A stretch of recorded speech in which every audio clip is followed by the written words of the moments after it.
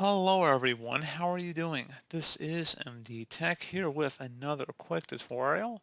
In today's tutorial, I'm going to show you guys how to resolve if the OBS or Open Broadcast Studio keeps crashing on your Windows computer. So this should hopefully be a pretty straightforward process here, guys. And without further ado, let's go ahead and jump right into it. So you want to open up the search menu, type in Windows Firewall. Best match, should come back a Windows Defender Firewall. Go ahead and open that up.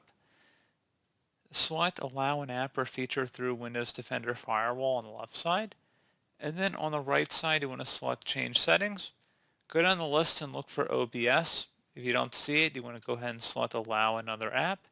And then select the Browse button. You want to select Local Disk on the left side. On 64-bit versions of Windows, it should install in program files. On 32-bit versions, you would select times 86. I'm on a 64-bit version of OBS, so I'm going to open up program files, and then I'm going to go down to OBS/Studio, double-click on the bin folder, and then double-click on 64-bit, and then I'm going to select the application here, and I'm going to select Open, and then select Add. Should say OBS Studio, make sure it's checkmarked for private and public, and then select OK.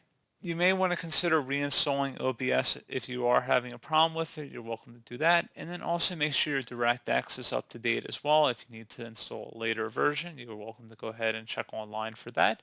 And that's pretty much it. So as always, thank you guys for watching this brief tutorial. I do hope I was able to help you out, and I do look forward to catching you all in the next tutorial. Goodbye.